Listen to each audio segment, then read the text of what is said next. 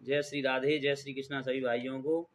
अब चल रहा है अधिक मास, और अधिक मास की आज एकादशी है। ये कृष्ण पक्ष की एकादशी, इसका नाम है पद्मिनी एकादशी। आप सभी को मैं पद्मिनी एकादशी की कथा सुनाने जा रहा हूँ, सो ध्यान पूर्वक सुनिए। चलो चलते हैं कथा की तरफ। धर्मराज युधिष्ठिर ने पूछा, हे योगेश्वर पुरुषोत्तम मास, अधिक मास ये लौंद की साल होती है, उसमें उसके शुक्ल पक्ष की एकादशी का क्या नाम है और उसकी विधि का महात्म क्या है? आप कृपा करके विस्तार पूर्वक मुझसे कहिए। तो भगवान श्री कृष्ण बोले, हे राजन, अधिक मास लौंद के शुक्ल पक्ष में अनेक पुण्यों को देने वाली एकादशी का नाम पद्मिनी एकादशी है। इसका व्रत करने से मनुष्य वैकुंठ को जाता है। पूर्व काल में ब्रह्मा जी ने महर्षि नारद जी के पूछने पर पापों के समूह को नष्ट करने वाले इस व्रत के महात्म का वर्णन किया था, जो मुनियों को भी दुर्लभ है। एकादशी व्रत का महात्म मैं तुमसे कहता हूँ, सो ध्यान पूर्वक सुनिए। दशमी के दिन व्रत का संकल्प करें। उस दिन कांसे के पात्र में भोजन ना करें तथा उड़द की दाल और मसूर की दाल, चना की दाल, कोंदों का साग, मधु और पराया अन्न, यह भी खाद्यान्न वर्जित है।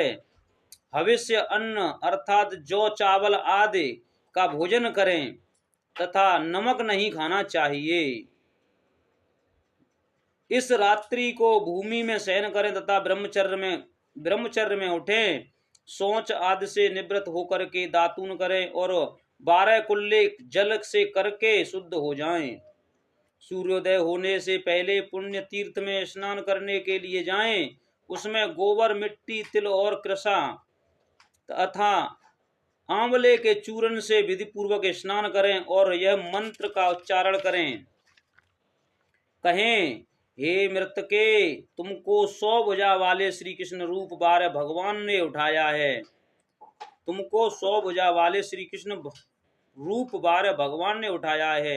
हे मृतके, तुम ब्रह्मा जी को दी गई और कश्यप मुनि से आमंत्रित हुई हो। मेरे नेत्रों वाले और सारे शरीर में लगकर मुझे पवित्र कर दो। हे मृतके, मैं तुमको नमस्कार करता हूँ। समस्त औषधियों से उत्पन्न और गौ के उदर में स्थित पृथ्वी को पवित्र करने वाला गोबर से मुझको पवित्र करें। तो ब्रह्मा के थूक से उत्पन्न होने वाली तथा सारे भुवन को पवित्र करने वाली धात्री को नमस्कार है। तुम्हारे स्पर्श से मेरा शरीर पवित्र हो गया है। शंख चक्र गदाधारी देवों के देव, हे जगन्नाथ, आप मुझको तीर्थ स्नान में स्नान करने की आज्ञा दीजिए। इस प्रकार कहकर के वरुण के मंत्र को जप करके गंगा तीर्थों का स्मरण करके जलाशय में विधि पूर्वक स्नान करें। इसके बाद सुंदर स्वच्छ सफेद वस्त्र धारण करके विष्णु भगवान का पूजन करें। फिर संध्या, तर्पण आदि अपना नित्य नियम करके विष्णु भगवान के मंदिर में जाकर के उनकी पूजा करें। स्वर्ण के बने हुए राधा कृष्ण और शिव पार्वती का पूजन करें। इस पूजन से निमित्त धान्य पर मिट्टी या तांबे का कलश स्थापित करके उसके ऊपर वस्त्र लपेटें और गंध फूल आदि सजाएं। इसके बाद तांबे या मिट्टी के पात्र में देवता की मूर्ति रखें। स्वर्ण अथवा चांदी की विष्णु भगवान की मूर्ति स्थापित करें। फिर भगवान की पूजा करें। इस ऋतु में होने वाले कमल आदि पुष्प चढ़ावें। चंदन, गंध, केसर, धूप, दीप, नैवेद्य आदि विविध सामग्रियों से भगवान का पूजन करें। पूर्ण श्रद्धा से भगवान के सामने नृत्य गान करें, झूठ ना बोलें और रसवला स्त्री का स्पर्श ना करें, गुरु की निंदा ना करें। इस दिन पुराण आदि की कथा सुननी चाहिए। इस एकादशी को निर्जल रहना चाहिए। यदि न रहा जाए तो केवल जलपान और फलहार कर लें। रात्रि को भगवान का पूजन, कीर्तन आदि करके जागरण करें। प्रथम प्रहर की पूजा में नारियल, दूसरे प्रहर में बिल्व फल, तीसरे प्रहर में ऋतु फल और चौथे प्रहर में सुपारी आदि नारंगी अर्पण करें। प्रथम प्रहर का पूजन करने से अग्नि यज्ञ का, दूसरे प्रहर में वाजपेय यज्ञ का, तीसरे प्रहर में अश्वमेघ यज्ञ का और चौथे प्रहर में पूजन तथा जागरण से राजसु यज्ञ का फल प्राप्त हो जाता है। तत्पश्चात ज्येष्ठ ब्राह्मणों श्रेष्ठ ब्राह्मणों को भोजन कराएं, जो घड़ा आदि में उनका पूजन करके ब्राह्मणों को दान दें। इस व्रत से बढ़कर कोई यज्ञ तप विद्या या पुण्य नहीं है। इस एकादशी के व्रत से मनुष्य को पृथ्वी के सारे तीर्थों और यज्ञों का फल मिलता है। जो मनुष्य उपर्युक्त विधि से इस व्रत को करते हैं, उनका यह व्रत सफल हो जाता है तथा अंत में मुक्ति को प्राप्त होता है। इतना कहकर भगवान बोले, हे राजन, तुमने मुझसे मलमास शुक्ल पक्ष एकादशी के व्रत की विधि पूछी, यह मैंने वर्णित कर दी। अब कृष्ण पक्ष की एकादशी का महत्व यही उनका भी यही विधि है। और मैं इस पद्मिनी एकादशी की कथा तुमसे कहता हूं, जो सुनिए। कथा सुनाते हैं भगवान।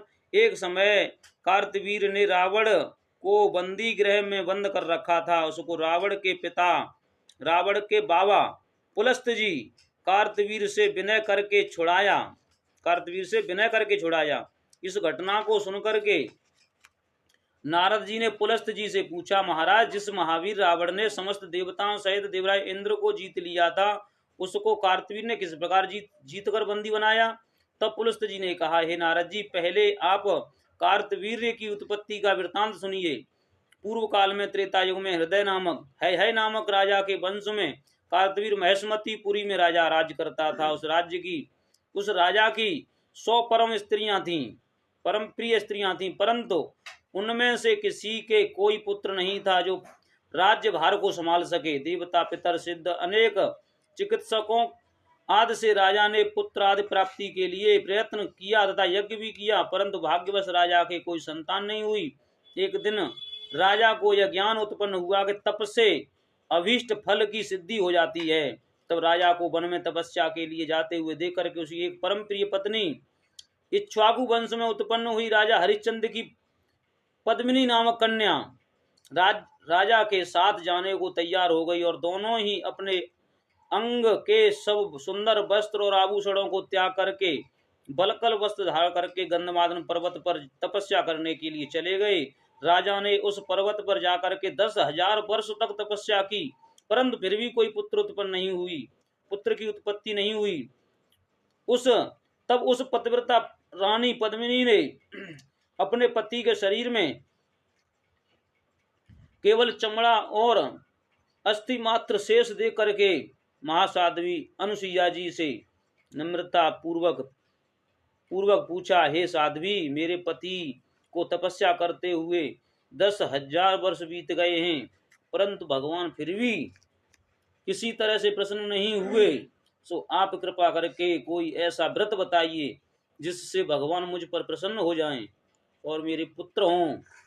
इस पर पद्मिनी ने अनुसुईया जी से बोली, हे सुंदरी, 12 मास से अतिरिक्त 1 महीना और आता है, जो 32 मास पश्चात आता है, मतलब 32 महीनों के बाद आता है। उसमें द्वादशी शुक्ल पद्मिनी और परमा नाम की शुक्ल पक्ष की एकादशी, 2 एकादशी आती हैं। शुक्ल पक्ष की एकादशी का नाम पद्मिनी है।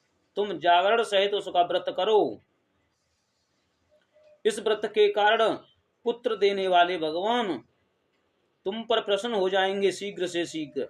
इसके पश्चात अनुसुईया जी ने रानी से सारी विधि बताई। उसको सुनकर वह सुंदर रानी पद्मिनी पुत्र प्राप्ति की इच्छा से इस व्रत को करने लगी। वह सदैव एकादशी को निराहार रह करके रात्रि भर जागरण करती। इस प्रकार पद्मिनी एकादशी के व्रत के समाप्त होने पर भगवान विष्णु प्रसन्न होकर गरुड़ पर सवार होकर आए और वर मांगने के लिए कहा। भगवान की सुंदर वाणी सुनकर के उस पतिव्रता ने उसकी स्तुति करके विनय की, हे महाराज, आप मेरे पति को वरदान दीजिए। तब भगवान बोले, हे सुंदरी, मलमास के समान मुझको और दूसरा कोई मास नहीं प्रिय है। मतलब लौंद के महीने के समान भगवान को कोई महीना प्रिय नहीं है। उसमें जो प्रीति को बढ़ाने वाली एकादशी का व्रत तुमने अनुसुईया जी की कथा अनुसार किया है तथा जागरण भी किया है, इसीलिए मैं तुम पर अत्यंत प्रसन्न हूँ। तत्पश्चात शीघ्र विष्णु भगवान ने राजा से कहा, हे राजन, जिससे आपका मनोरथ सिद्ध हो वही वर मांगे, मैं अत्यंत प्रसन्न हूँ। तब राजा ने सबके द्वारा सम्मानित ऐसे विशाल भुजाओं वाले बलशाली सर्वश्रेष्ठ पुत्र का वर मांगने को कहा। तब हे प्रभु, राजा ने कहा, हे प्रभु, यह पुत्र ऐसा हो कि आपके अतिरिक्त देवता, मनुष्य, नाग, दैत्य, राक्षस आदि किसी से न मारा जाए। तो राजा की ये बात सुनकर के भगवान तथास्तु कह करके अंतर ध्यान हो गए। इसी वर के प्रभाव से पद्मिनी के कार्तवीर पैदा हुआ। पद्मिनी के कार्तवीर पैदा हुआ। तीनों लोकों में भगवान के अतिरिक्त उसे जीतने के लिए किसी में सामर्थ्य नहीं थी। इसी कारण रावण कार्तवीर से पराजित हो गया था। इतना कहकर पुलस्त मुनि अपने आश्रम को चले गए। तब श्री कृष्ण भगवान कहने लगे, हे धर्मराज, जो मलमास पुरुषोत्तम मास की एकादशी का महात्मा तुमने मुझसे पूछा था, सो मैंने तुमसे कह सुनाया। जो मनुष्य इस मलमास शुक्ल पक्ष की एकादशी का व्रत करते हैं तथा जो इस व्रत को संपूर्ण कथा को पढ़ते हैं या सुनते हैं, वे भी यश के भागी होकर विष्णु लोक को प्राप्त होते हैं। बोलो राधा वल्लभ लाल की जय। सभी भाइयों को एकादशी का व्रत करना चाहिए और अवश्य ही ये 32 महीने बाद एकादशी आती है, लौंद के महीने में, इनका तो अवश्य ही करना चाहिए। राधे राधे सभी भाइयों।